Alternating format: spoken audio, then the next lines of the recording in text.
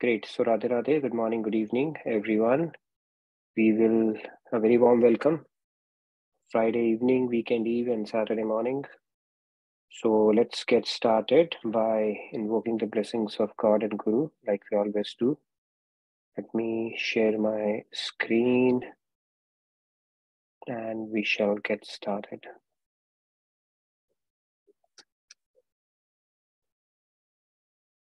Oops. Are you able to see my screen?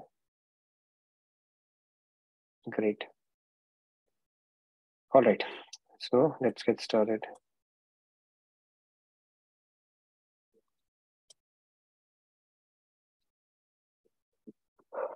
Again, a very warm welcome. We'll start with our opening prayers. Gurur Brahma, Gurur Vishnu, Guru Devo Maheshwaraha, Guru Sakshat Parabrahma, Tasmai Shri Guruve Namaha. Vasudeva Sutam Devam Kamsa Chanuramardanam Devaki Paramanandam Krishnam Vande Jagadguru. Krishnam Vande Jagadguru. All right. So Radhe Radhe, good morning, good evening, everyone. Welcome to today's edition of Daily Wisdom from Bhagavad Gita. We shall continue on our journey. So after a very engaging, engrossing, and very reflective session yesterday, we are back on track. Just to give a quick mental map of where we are doing a recap of chapter 3 right now. We started off by doing a recap for all the chapters, starting with chapter 1, 2, and now 3. We are going through some of the key shlokas, and then we'll be back on path for our chapter 4, the sequence that we do. So today I picked up a shloka which explains about what is action, what is truly action, and which constitutes as a karma. So I'll recite it and then you're welcome to follow along. Nahi kaschit kshanamapi jatu tishtatya karma krit karyate hyavasha karma sarva prakriti jargunehi. All right, do we have any volunteers? Samji, you were missing in action yesterday. We missed you. In our tweet. Yeah, I have other work. Radhe Radhe. All right, Radhe Radhe. Na hi kaschit kshanamapi jatu tishtatya karma krit karyate havashah karma sarva prakriti jairgunaih. Very nice, thank you, Samji. Radhe Radhe. All right, we'll pick up a few hands today because we have some content to cover and then we have a hard stop as well.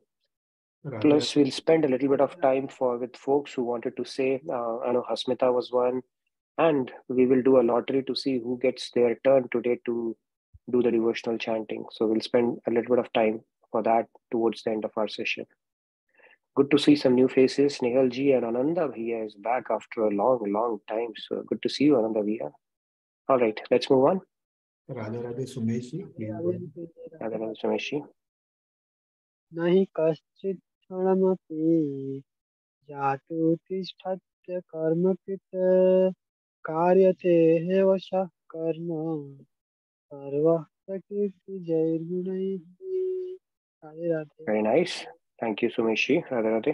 Okay, can pick up the remaining two hands. Radhe Radhe Dineshi. Radhe Radhe.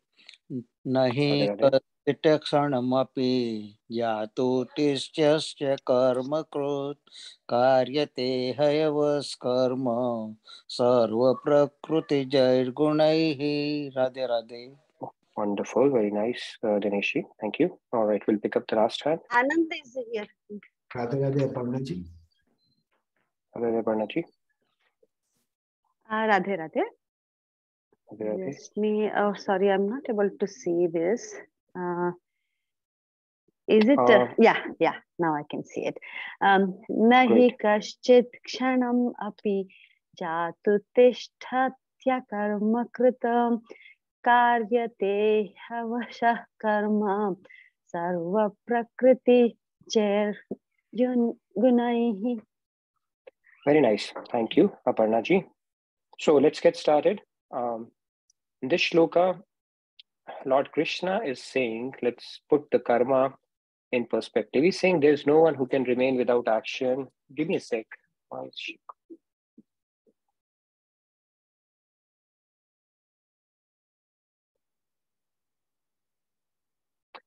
Okay, so Lord Krishna is saying that no one can remain without action even for a moment.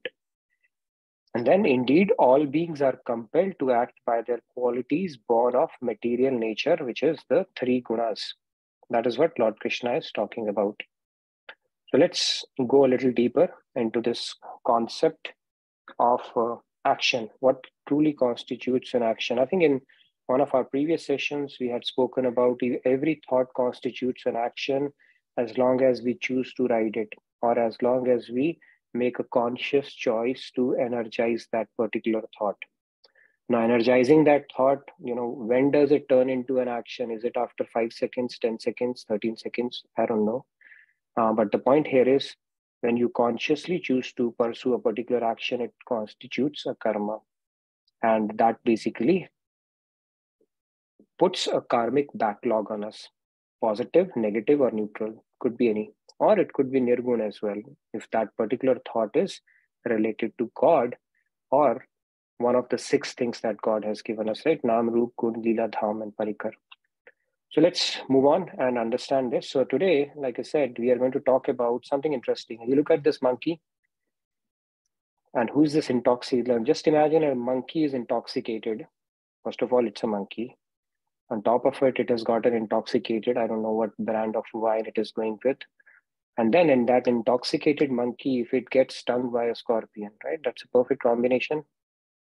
What would be the state of that monkey? And believe it or not, we have to deal with this monkey every second of our life, okay? And I'm not saying that. This particular analogy is given by one of the saints. Let's look at that. Okay. So what is an action? Okay. Let's look at that. So now, if you look at various things, we see some people performing some activity. That is certainly an action. There's a lot of physical effort involved here. Here, people are talking, maybe reviewing something like it happens in corporate setup. Is that an action? What else? Here you see somebody playing. Is that an action? Here you see somebody traveling. Right? Traveling has become a big vogue. Gaining experiences. Here kids are playing. What else? And then you have people, working, I don't know, maybe doing some editing work, camera work, creating a production, maybe editing or doing some movie. So all of these things actually constitute action in different forms. Okay, what are these actions? Let's look a little more deeper into it. So normally when we look at, now people typically think of action something, if it's a professional work, but the daily activities we don't consider as an action, right? Eating, sleeping, drinking, waking, thinking, all that stuff is not normally looked upon as an action, or we don't subconsciously or consciously think of it as an action unless we are doing some kind of a physical drill.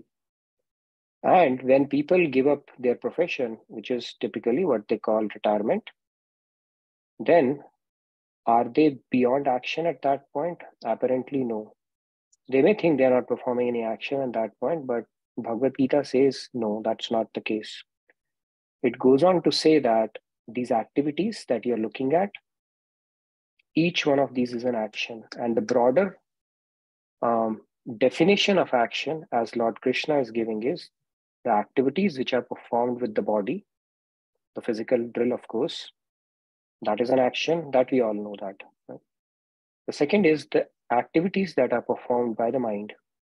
That is also an action. See, the Roop Dhyan is the very basis of this. When we think about God, that is the very superior action that we are performing, action which has nirgun, results. We don't want to have a gunmay result, depending upon whether it is a tamasic, rajasic, or sattvic. But when we think through our mind on something related to God or saint, and God has actually given us some variety because He knows that our mind loves variety. So He's given us Naam, Roop, Gun, Leela, Dham, and His Parikar. Any of this, then that is an action from our mind, and it is considered a superior action. Manasi Bhakti is considered very high form of bhakti. In fact, Maharajji, Swamiji, as he explains so beautifully, that it is the very life air or the pran of our devotion, what you are doing from your mind. So when you do Roop Dhyan, that is the highest benefit. We are where our mind is. And most importantly, even what we do from our tongue is also an action.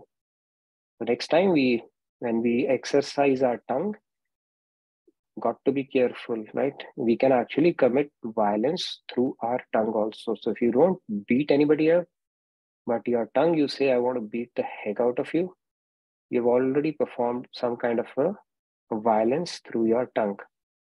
Now, is it proportionately similar as doing the actual action? I don't know, but it is considered as an action for sure. So that is why they say when it comes to your word, Maharajji has given a very simple definition for that. Sanam, you can remember that, okay? Saral, Namr, and Madhur. Simple, humble, and sweet. Simple, humble, and sweet. Saral, Namr, and Madhur. So if these three things we can do through our tongue, then we are actually accruing good karma and possibly nirgun karma as well, because this is one of the 26 virtues of being in Devik Gun. So one of the things with bhakti or devotion is when you start taking it as a pill or otherwise, all the 26 virtues, Devik Gun, right? When we get to chapter 16, verse 3, it talks about that, which is basically a crash course on the moral science that we have done probably in our schools. A lot of people think Bhagavad Gita is only moral science. It's not. It is much beyond that. One shloka covers the entire moral science and even much beyond that. So these are Devik gunas. They will automatically come. So what comes out of our tongue is very, very, very important. It is like an arrow released. You can't take it back. And 99% of the Ashanti in this world, maybe 95%, but definitely 90s, okay, is said to be because of words only, not because of action, physical actions, just words. Because we are not able to exercise restraint when it comes to wielding our tongue.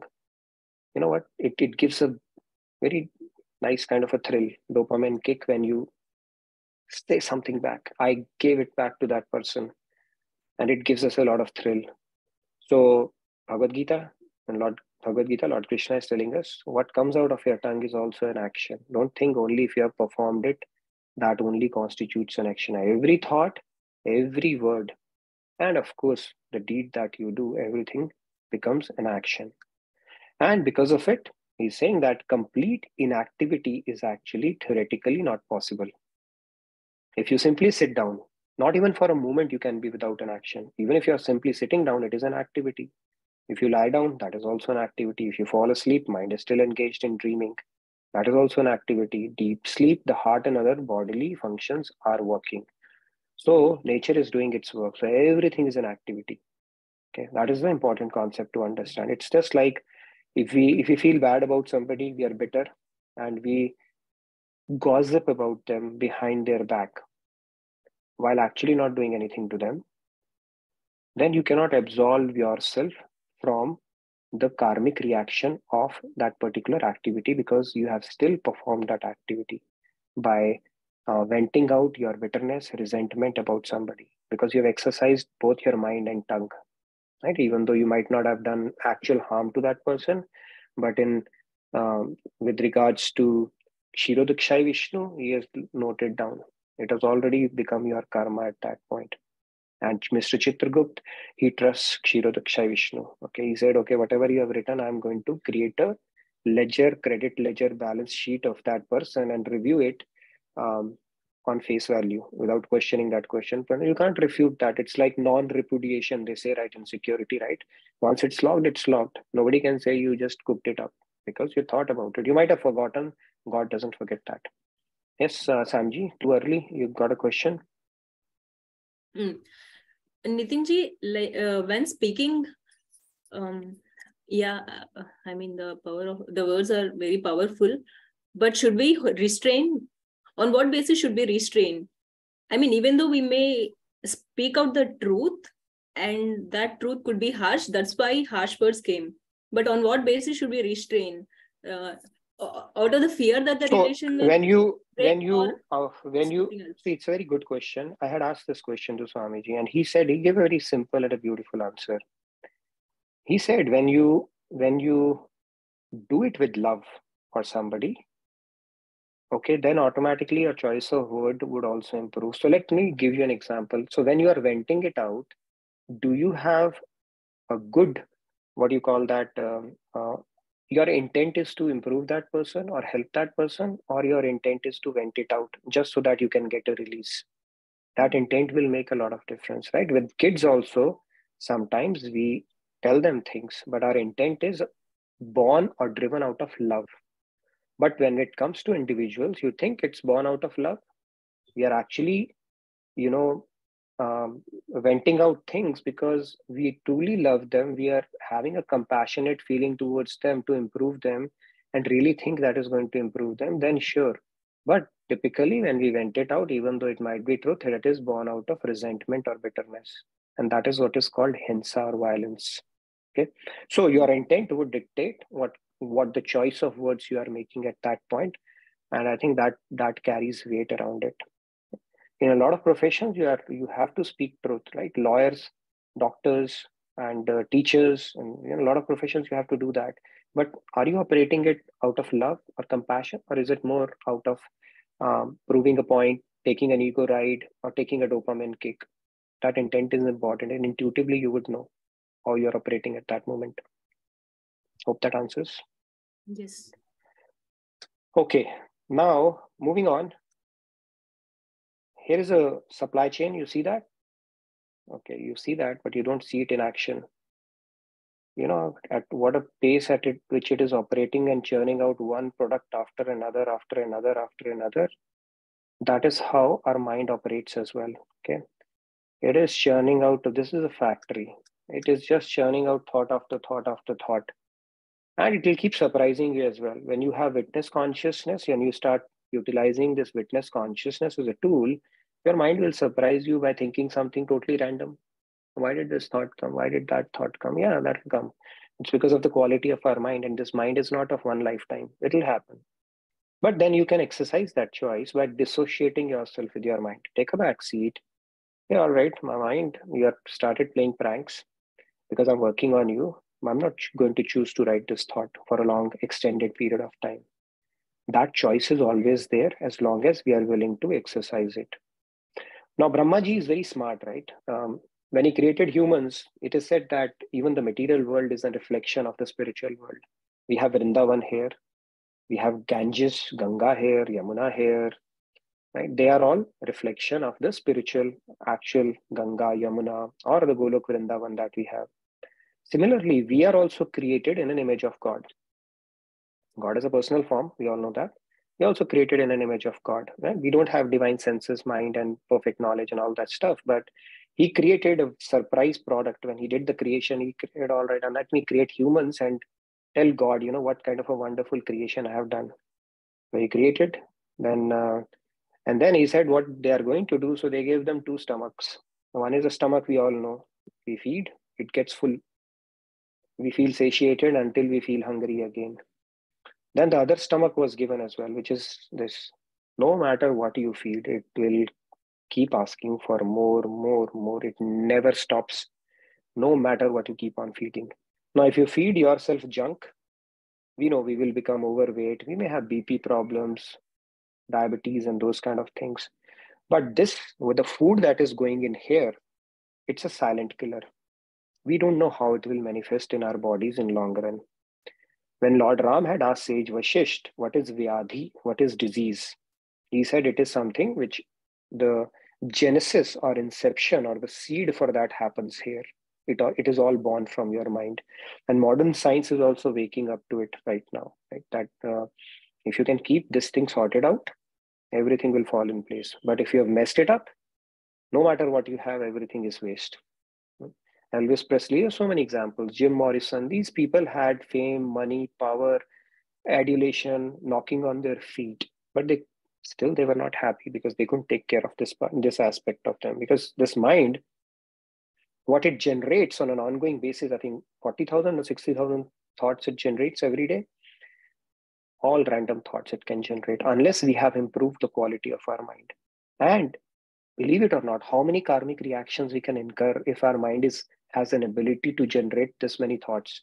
Even if we choose to write 5% of it, that still gives you 300 karmas every day, right? What is the 5% of 60,000? I think maybe 3,000. 3,000. How many karmas we can actually incur every day without knowingly? And do you think those karmas would all be nirguna karmas, which have taken us closer to God? If yes, then it's a great place to be in. But most of them are binding karmas that we end up doing even without knowing. That is how treacherous our mind is if you're not taking care of it. And that is why, where Chaitanya Mahaprabhu left, Maharaji has taken the same philosophy because it is considered his avatar only to the next level. He has laid a lot of emphasis on mind, Mansi Bhakti, and tending to this aspect of your spirituality. And Swamiji, he has written tons of books, Power of Thoughts, Mind Management, My 7 Mindsets, you name it. Why he's putting so much focus on that? Because he knows if you fix this faculty, the top story is fixed, the entire building will be fixed. So that is how important our mind is. Now, that doesn't mean that every time you get a thought in your mind, you say, oh my God, how could I be so bad to generate this kind of a negative or a random thought? And that has happened. Your mind is like that. We don't get surprised if we can preempt it, but we can choose to ignore that thought and not energize it and keep working on our mind until it becomes so fertile that there is no place for weeds to grow. And that is the whole objective of spirituality. Okay, spiritual technology is all about fixing the breeding ground of thoughts. When that is fixed, the job is done. And it is not a big thing that we are trying to do. We are just cleansing our antakaran so that it can no longer generate non-productive thoughts. And it is a breeding ground for love for God. That's all. Job is done if we do that. Now, this mind is such a place, machine, it keeps on creating thoughts, multiple thoughts each second. That's a nature. And it's an impossible state to reach, that inactivity, the state of inactivity that is being talked about, because it will keep generating thoughts, and then what propels it to generate thought is a combination of sattva, rajas, and tamas. Right? These are the three gunas. The three gunas, our mind is also comprised of these three gunas, and the kind of choices we have made across lifetimes that dictates the quality of thought it generates. So somebody's mind could be predominantly sattva, although that is an interplay of gunas happening throughout our lives. But somebody's mind might be predominantly sattva, somebody's could be rajas, somebody could be tamas. We have to have a good understanding around our own thoughts and then do something about it. Sri Bhagavatam states a similar kind of a verse like we have just seen, Nahi Kaschit Kshanamapi, right? In this Bhagavatam also, it states that Jatu Tishthate Akarmakrit. Nobody can remain inactive for even a moment. Everyone is forced to act by their modes of nature. So, what a coincidence, beautiful coincidence, as you see. Not a coincidence. In fact, if you start going deeper into scriptures, you will see a running theme across all the scriptures, whether you go to Narad Bhakti Darshan or Patanjali Yoga Sutra or Bhagavatam or Kathopanishad, they are reiterating the same concept, through different angles, essentially. So the same thing is repeated in Bhagavatam as well. Now, what is this monkey? Now, let's talk about this monkey. Right? Grah grihit puni baat, vashtah puni bichhimar, puni piyaya varuni kahiye kaha upchar. So sage Tulsidas said, who is sage Tulsidas, I think all of us know that. He said that, oh Lord Ram, If a scorpion is tied to a monkey's tail, in any case, monkey is a restless creature. How restless will it be? On top of that, if it has got hysteria, what will be the state of the monkey? And then you make him drink alcohol. That monkey will be totally out of control. Oh my Lord, my mind is like that monkey. So I have got no recourse except your grace. I am surrendering to you. Please correct my mind. So mind is such that it keeps working. And same thing, Arjun has also asked Lord Krishna in Bhagavad Gita, where he says us, Chanchalam hi mana Krishna, mana durnigra. Basically, he says that it's very turbulent and restless. Vayu riva sudushkaram, that it's probably possible to control the wind, but not the mind. So mind is something that is basically the key thing that needs to be fixed in spirituality. Like maneva manushyanam karana bandha mokshayo, Panchadashi states that. It also says that mind is the one which is cause for bondage and liberation. So that is how important mind is. And now the least we can do, or we can minimize the damage until our mind has become, the quality of mind has become so pure that it can no longer generate negative thoughts. The least we can do is not energize negative thoughts about anybody or about, in general, the situation in our lives. So that is a practice we all can put consciously, right? By simply having witness consciousness. Okay, my mind has started playing tricks. I don't need to go too far ahead or too far behind, right? Front or back. Because when we do that, then you are choosing to surf those. Oh, I wish it had happened. That person did so bad to me. If this doesn't happen, what's gonna? All these thoughts basically say exercise restraint over that, because you are incurring karmas. And think of it, when you start thinking or worrying about future, you are actually violating principle of surrender in your mind. What is the principle of surrender? Prasad Buddhi. So you have not done any action, but at the same time you have violated the principle just by whining in your head. So that is how important mind is. Okay, so I hope it's making sense. See, example of monkey, I find it right. If you will listen, monkey sunoge to monkey ban jaoge basically. Okay, so monkey in Hindi and monkey in English. But yeah, it's, our mind is like a monkey, and it needs to be tended, and every action is basically called a karma. And these karmas, as we know, it falls into three categories: sattva, rajas, and tamas. Now, if you were really good, I mean, I'm not saying you're not, maybe you are already. Now, that mode of goodness predominantly is existence in Satyug. In Treta, Dwapar, and Kali, all the three gunas you would find combination. And these three gunas will keep on driving you or driving your thoughts throughout the day and throughout your lives. It's an interplay of gunas. Which brings me to an interesting question that we can have a quick discussion on, not too long. See, if these three gunas, it's an interplay of gunas in our head. So three gunas are the modes of nature. They are dictating what we are thinking, right? Sometimes a lot of thoughts will come to your mind. Some people have a predisposition to negative thoughts only. They will just worry, and they will worry. And if they have no worries, they'll worry that I have no worry. And some people have a problem for every solution. How did that happen? It's a predisposition that they have. So that means that interplay of guna somehow is compelling them to think it that way. So if that is the case, are we not in autopilot? Where is this concept of free will then? Because the gunas are driving you. Now, if I have tamasic predisposition, the moment I see alcohol, I'll be like, wow, that's what I want to do, right? Or some people have a predisposition to, they become kleptomaniacs. They just want to lift things, whatever they can lay your hands on. And if some people have sattvic predisposition, they're always thinking about opportunities to help or do something good. Some people have rajasic predisposition. They're like, okay, where's the next party? What can I do? Next big thing. I want to become this. They're very ambitious, action driven. Those tendencies are there. That means their gunas are driving them. Now, if their gunas are driving them, and we think, then where is the concept of free will? Yes, Sandhya, you wanted to answer that? Yeah, Radhe. Intellect, empowered intellect will, I guess, reflect in free will. Yeah. So intellect will also sanction it, right? Some people will say, yeah, very true. I mean, it's a question. So if you're in sattva, mode of goodness, you like peace, serenity, harmony. Like a lot of people, they want to go out, travel, and be next to nature. They want to gain experiences. They don't want to party so much, but they just love nature, or pick up some kind of a philanthropic deed, or maybe do seva, or do some charity kind of a deal. If you're in a mode of rajas, it's like insatiable desire for temporary things. I want to enjoy this. It could be food. It could be the next experience we can get.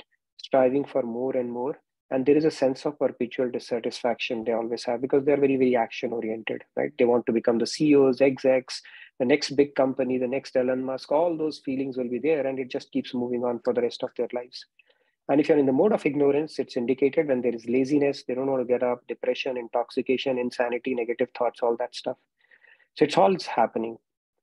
So yeah, that was the question. And Sandhya said that gunas, we are in autopilot. What we could do to progress spiritually, given our dependence on our gunas. So what can we do basically? Because if you think about it, let's say we lead a life without spiritual exposure or awakening or curiosity, then we will associate ourselves with our mind, and then your mind will drive for the rest of your life. That means you are pretty much in the autopilot mode. Now, how do we get out of that? By arming our intellect. I think, Sandhya, you brought out, and how do we do that basically? And how do we know we are arming it with the right knowledge? Because if we don't do that, you could actually further go down into your gunas, because your intellect, we have a tendency to justify ourselves, right? Our actions, and build a good business case for it in our head, and get a pre-approval for it even before we do something. Now, how do we make sure we are actually progressing or making choices or arming our intellect with the right knowledge? Anybody wanted to say that? The end game is to make sure that our mind is not compelling us to do tasks which are binding, or which is taking us further deeper into this abyss of material world. Yes, Samji? In the previous session today, we heard about witness mentality. Will that help? Witness, yeah. But then witness, you said, then what's the next? Witness mindset, yeah. Yeah, I mean, we should watch our thoughts and then choose the right ones. We have to train our mind to produce the right ones. That's good.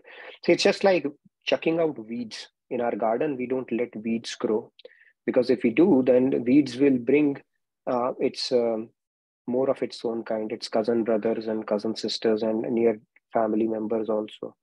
So one negative thought will lead to another, to another, to another, and it becomes a vicious cycle at that point. But then there is something in your intellect which is telling you not to do that, right? I mean, I say I choose to write that thought. So what's the big deal? Somebody wronged me. Okay, I want to think about it until I beat that thought to death in my mind. Why would you choose not to do that? It will harm us. Yeah, so that realization has to be there. Basically, it should become a part of our belief system that it is going to harm us. It's not good for our spiritual growth. It's taking us deeper into this material world, right? And I'm accruing bonding karmas. True. Yes, Vinisha ji, you wanted to add something?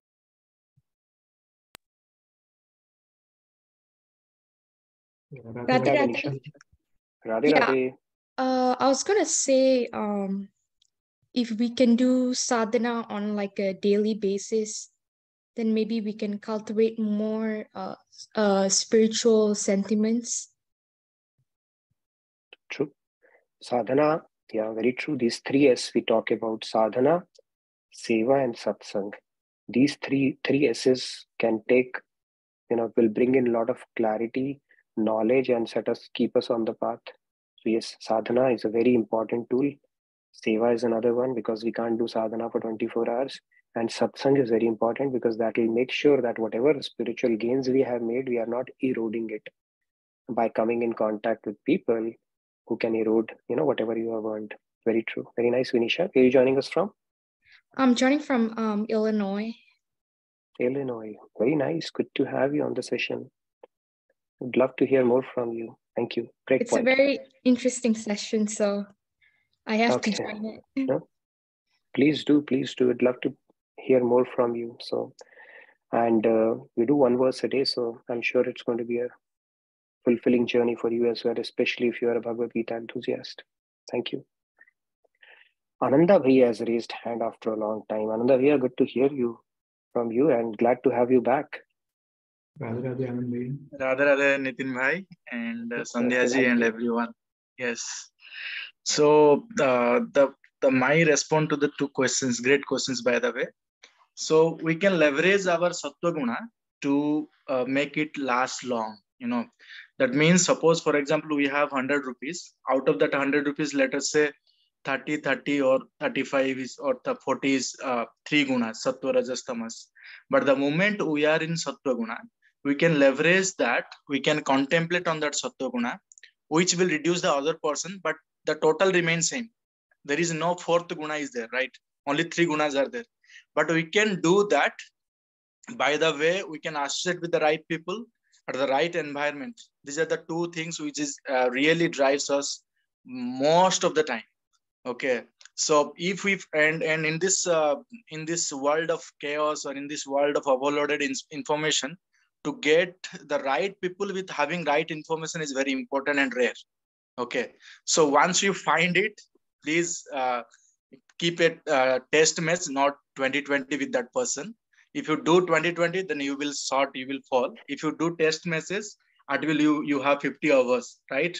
Or let's say you have 80 years or 90 years of lifelong time. So you can play that test matches, not go for the 2020. So you leverage out that and you will definitely get out benefit of that. Thank you so much. Beautiful. As articulate as you always are. So I'm glad to have you back. So please keep coming. We'd love to hear more from you and your creative inputs. So Ananda here, and so glad to see you back. Your smiling face as well. So thank you. Beautiful. Very nice. True. And when it's just a matter of prioritizing it in our head, first of all, coming in contact with the right knowledge and actually taking it in both letter and spirit. Now, if I tell you that next time you have a negative thought, you choose to serve that negative thought, there will be a deduction of $1,000 in your bank account. Just see how quickly you refrain from such thoughts, okay? Your mind will say, your intellect will say, you know what? It's really harming me. I cannot afford it. In my bank, this kind of a thing, and it'll happen. But we are not able to bring in that level of sensitivity when it comes to, because it is a silent killer. You will not have an immediate effect of it, right? That binding karma, that rebirth because of these thoughts. So it's not happening immediately. If everybody, the moment they drink alcohol, immediately they have liver cirrhosis, you think anybody would drink that? Or the moment anybody has an extra rasgulla, next day they have diabetes, you think they will eat that? Nobody. So that's why, because it is, the way it is designed, because God gives you choices and ability to rebound back, not one mistake and you are done. And that that works to our disadvantage as well, because we are not able to prioritize it. Not everybody is. Yes, Prakashji, wanted to add something? Yeah, this is very interesting and thought-provoking question, Nitinji. Because see, if you are in a tamasic guna or rajasic guna, so even if you have an opportunity to get exposed to some of this very spiritual knowledge, you will not actually realize it, right? Because you have an option, but still you won't take it because of your guna. You're dominating the guna, right? Because we have seen, many people even attending Swamiji's lectures, but still, I think they don't stick to it, and then they actually go. I mean, we have seen, and I mean, at least I've seen many people like that. And is it like something like? Does it have to be to do with some kind of at least initial grace? Then after that, we take it forward, right? Are some past karmas which is actually making us to get into this opportunity? Because opportunity first even though opportunity knocks the door, but we may not take it, right? Because if you're in that guna. So true. I think this is actually little. It's a chicken and egg situation, right? Yeah. For us to draw grace, we have to do something. But then for us to even come to a particular state of doing something, we need grace. I don't know how that works. But yeah, definitely there's a component of grace to it. When Vibhishan went to Ram, he said, I have a tamasic predisposition because I'm born in a Asuri family. So I feel basically more sleep. I have a tendency to eat meat. and all that stuff. So he was saying how bad I am, kind of a deal. But still, he had a predisposition towards Ram that I will fall on his feet, or I'm surrendered to him.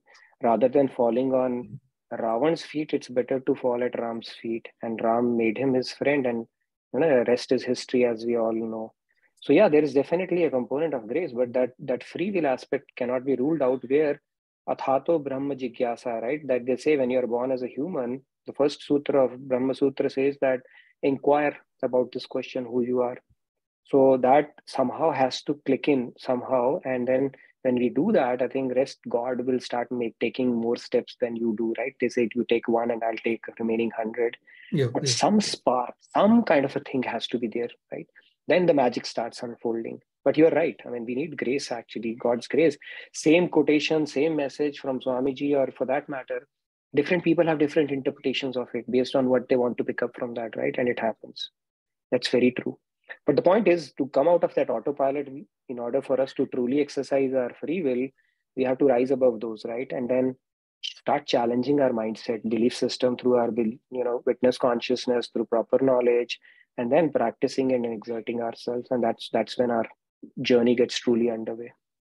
But yeah, it's kind of a chicken and egg kind of a story. A lot of people say there's no free will, right? Your gunas are driving you. But think of it, if your gunas, past gunas are driving you today, then the kind of choices you are making today will drive you tomorrow. That means there is an ability for you to get out of that cycle. Otherwise, once in tamas, always in tamas. That's not the case. Great discussion. Okay, maybe one more we can take, and then I wanted to give Hasmita a bit of an opportunity. Yesterday's session was pretty engaging. I've still not completely come out of it. Beautiful video and everything, and we couldn't give a chance to everybody to speak. So maybe we'll take one, and then they have Hasmita complete her stuff. And I wanted to give an opportunity for at least a couple of participants based on the lottery that we are going to do today, for them to do devotional chantings that they had prepared for, and we ran out of time. Yes, Snehalji, you had a question? Radhe, Radhe. Radhe, Radhe. So I just wanted to expand on what we were talking about, the gunas and then free will. In one of the shlok, we also talked about the God's plan. So God has a plan, so in my mind, it's kind of conflicting, having God's plan and having free will at the same time. So having these gunas might be the God's plan, and then making a choice, getting to a better gun might be the free will. So I'm just trying to understand how both of the conflicting ways are being explained here. Yeah, see, the gunas is, we are the authors of our destiny. God is not giving us gunas. Gunas are given to us based on the choices we have made in the past. So the drop of the ocean, which is called prarabdha, that is given to us in any lifetime, is based on our own choices only. God is not giving us a proportion of, he's just picking up a drop. In that drop, I don't know which would be the dominant guna for us in this life, right? But having said that, and now what you're talking about, God's plan, yes, there's a honi aspect of it as well. We will never come to know whether it is part of the honi, or is it because of our doing, or is it because of our prarabdha? So these things are beyond our control. So God is saying you focus on the purusharth or the kriyaman aspect of it, because kriyaman is something which is well within your hands. You just focus on that. The rest you leave. That doesn't mean if you exert your free will, things will happen in accordance with what you think is right for you, right? Even honi is designed in such a way which is there, good, not only good for us, but good for society at large. So God is not some kind of a master who's taking vengeance from anybody. He's a well-wisher of pretty much everyone here, right? So even honi is designed in such a manner which is good for society at large, or humanity at large, or creation at large. So for the only thing which is within our control is our kriyaman, how we can arm ourselves with proper knowledge and transcend our lower gunas towards nirguna aspect, right? Lower gunas means if we are predisposed to intoxication, slothness, laziness, let's propel ourselves to action, which takes us to rajas. Once we are in rajas, we understand through knowledge that these things will not satiate our soul, money, power, fame, all that stuff. Let's get to sattva. It's in giving that you shall receive. When you get to sattva, then the deeper knowledge is even sattva is binding. My soul will not get satiated until I start doing it for the pleasure of God. Then it becomes nirgun. So that progression is very well within your grasp. It's part of our purusharth, and that is what we should focus on. Is that essentially the message of Bhagavad Gita? Okay, maybe one more, and then Hasmita, all yours. I had promised you I don't want to steal your thunder today. We have 15 minutes. Maybe one more question we can take, and then we can come back if we have time. I wanted to give a little bit of time to Hasmita and a couple of participants, and then we'll continue this on Monday because we have a hard stop today at 10. Yes. Radhe Radhe K. Ganapriyaji. Yes. Ganapriyaji, please. Radhe Radhe. Yes, just in Radhe Radhe. connection with what Snehal ji was asking regarding divine will and free will. So I was listening to one of the talks by Swamiji, and he had said that the Sanchit karma is the what is the pack of cards that is there, and what is in your hand is your prarabdha karma, and that is the divine will. And how you play the cards is your kriyaman karma, and that is your free will. So only your kriyaman karma continues to give you more actions and karmas again. So I was just listening to Swamiji, so I just wanted to add. Thank you. Yeah, he gives this beautiful analogy. Thank you very much, Ganapriyaji. I think you summed it up really well. He gives this, we have these poker tournaments in the world. Vegas hosts these poker tournaments. Shane Warne used to play a lot of them. Now, these poker tournaments, why do they make it a poker tournament? If once they distribute the cards, and based on the cards, or they could simply roll a die and say, you win, you win, you win. But no, it is a tournament because irrespective of the kind of hand that you are dealt with, you can win with bad cards and you can lose with good cards. It really depends on how you play. So the cards that you get is your prarabdha, which is picked up by God, and divine will. Divine will is basically, all right, you have got an ocean of Sanchit karma. I will pick up this drop for you in this life. That is the card that you are dealt with. Now, how you play with that card is your kriyaman. You can have a very good card, but you can make a mess out of it. And you could have a bad card, but you can play really well with it, right? Now, Elvis Presley, he had good cards. He had money, fame, everything that a person would, but he messed up his life. Jim Morrison messed up his life. Helen Keller, on the contrary, she made a life she started off with a big setback. She was visually impaired, could not hear, did not have ability to speak, but she made a beautiful life out of it. So kriyaman is what we should focus on, and that is the whole game of spirituality, rather than becoming fatalist around our prarabdha and feeling bad about what kind of cards I was dealt with. That is the whole idea. Thank you so much. Now let's Hasmita, all yours. You wanted to say something, and we have 12 minutes. I think we can do quite a few things in those 12 minutes. And again, thank you everybody for the wonderful participation yesterday. We'll continue with this on Monday as well, because quite a few, and then we'll see how many we can cover today. Over to you, Hasmita.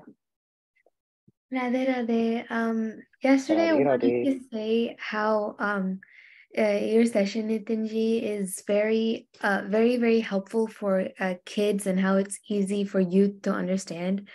So right now, the generation that us kids, especially after getting into high school, I realized how people behave. Like, I'm starting to realize how people aren't exactly the way my parents grew me up with, like the teachings that I grew up with my parents and with Swamiji. Not everyone has access, and all of these sessions, all of the sessions that JK Yoga offers, especially yours, they're so simple and easy for kids to understand, and I can understand it in a very, no matter how deep the concept is, I can easily understand it. And when I'm at school, I try to implement most of them, but there are some times I get carried away talking to my friends or stuff like that. And I wanted to share an experience that one of my favorite lessons is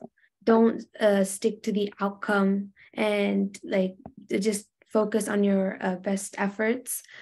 So my thing when I'm at school is I have a lot of tests and pop quiz and stuff like that, and this lesson, the verse karma niyavadikaraste, is also very very commonly taught in almost all the classes. So Well, when I like whenever I'm taking a test or whenever I have a quiz or even when I have a speech at school, I focus on practicing the day before. And then my friends, I tell them this too, because I can see them like get worried up. I can see them like playing with their nails and like they keep reading over their cards over and over again. So I tell them this verse and I say, like I explain the meaning of the verse and I tell them, just focus on your efforts because no one is going to remember this anyway. Just put in your best efforts and you can worry about the result after you get it. So if you put in your best effort and you probably didn't do well, you could always try harder next time or talk to the teacher. But instead of giving your best effort, you keep worrying about the result. It's not going to help you that much. So this lesson has been like very, very special to me. And I learned it in this class a lot. I remember every time the verse Karma Niyavadikaraste used to come, I'd run to my mom when she was co-hosting and I would recite it. And even though I don't turn on my camera most of the times, I'm still listening to this class and it's very, very helpful. And that's all I wanted to say.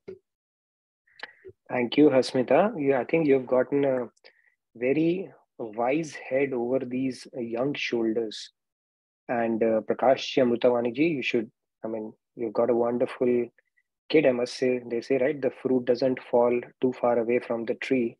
So all the seva work and good work that you are doing, that is rubbing off on Hasmita. We can see that. And I have personally seen her evolution over the last few months, right? How things have been, the way she's, asking the kind of questions that she started asking and the way she's going about articulating her responses. And I love the acts that you do as well. You've got a very creative daughter and all of you are, I must say that. But very nice. And this Karmanyavadikar Raste, that's the best thing a student can actually take away home. It's such a deep shloka, from that sense. It just simplifies our entire life if we can just focus on this one principle. And I'm so glad you're able to put that to use. And please keep attending and inspiring your friends. That's the best you can give to yourself and to people around you as well. So thank you so much, Hasmita, for that. Yes, a couple of other hands as well. Thank you, Hasmita. Yes, Prakash. Okay, sorry. Okay, Shalini ji, yes. Radhe Radhe, thank you so much. Nitinji, I'm sorry yesterday I couldn't express myself, but I just wanted to express my gratitude for this absolutely amazing session. And the first time when I met you in Dallas, I think you were an absolute role model of humility and selfless service. And it is just amazing how you conduct it with so much clarity and patience. And honestly speaking, I'm not even a reader. I mean, I fall short on my reading so much, but I just listen to you every day. It's become a habit now. And that is my basis of knowledge. So for me, you are my Chota Guru after Swamiji. So thank you very much.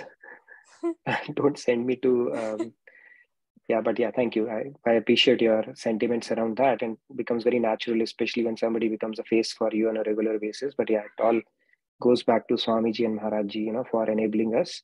And I always say that, don't go by just the face value aspect of it, what you hear in 60 minutes here, right? That's just a reiteration of what Swamiji and Maharajji say.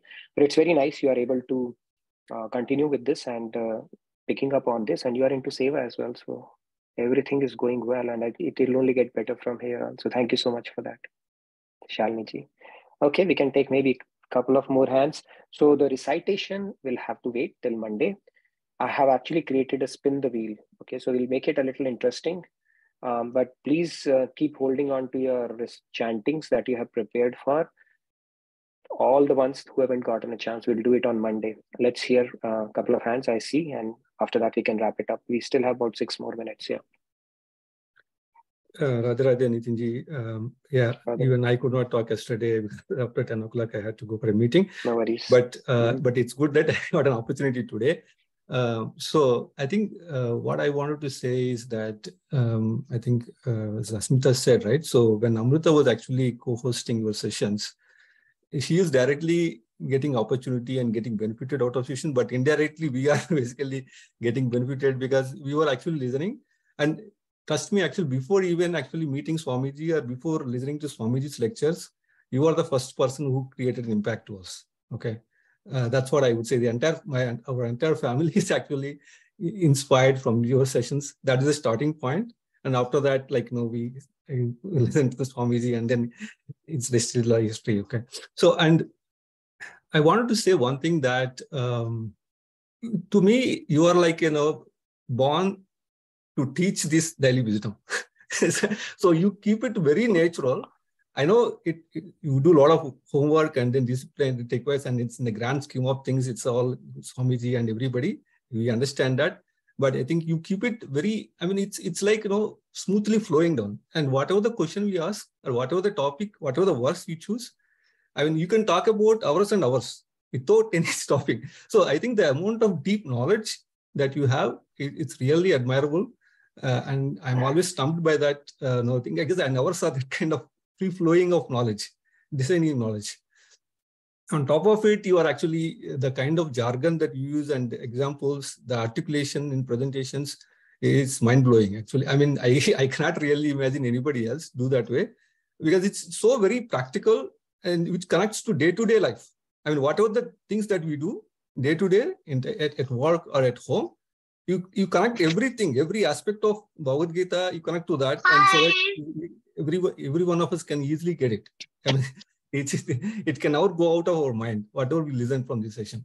So, and then on top of it, the humor that actually you created, that's always like, so all these qualities is a unique blend of this thing that we can see in any mentor like you. Thank you so much for all that knowledge and then help. Thank you, Prakashi. See, I will always say that for this 1 hour, because I'm doing this seva, I'm fortunate to do this seva. Something Maharajji enables, Swamiji enables. If you meet me in real life, it will not be like that. So I'm happy it's working out. Whatever agenda we had set up to do, it's working out well. In that sense, I feel I'm glad to be an instrument for that. And the reason it is free flowing and all that stuff is because of that the warmth and comfort I feel with the group. When I started off, you could have sensed, I used to be second guess myself. Would it make sense? Would it not? Now it's like just being me. I don't think twice, even without, even if I have to tell a lame joke here. So it's a comfort feel, and the fact that people are very receptive, that brings out the way I am, and it helps actually in those sessions. And then of course, the grace of God and Guru is there, right? Like yesterday I was saying, this is something beyond my ability, but the fact that they'll put the right words in your mouth and all that stuff happens all by itself. Trust me on that. It's all God and Guru's grace, and I'm happy to play along. I feel very fortunate that this seva came along, and initially I was thinking, 1 or 2 days would be good. Who can do it? But now I'm so happy it is daily, because it has settled into a routine. And I always see that, you all are benefiting, but I'm the biggest beneficiary out of it, because it helps me revise those concepts and try to imbibe in myself as best as I possibly can. But thank you for your kind and generous word. We should all say thanks to Maharajji and Swamiji. Trust me, we are so extremely lucky in that sense for having this platform and an opportunity to keep progressing on a daily basis. I know we have run out of time again today. 2 minutes, maybe one more we can take from Chandruji, and then sign up. We can put in the link for the feedback tracker as well as for the sign up for the Antakshari that is going to happen on Jagadgurutam Divas. Please sign up for that. You can enroll as a team or as an individual. Plus, do take that opportunity. Chandruji, over to you real quick. I think we have 1 more minute.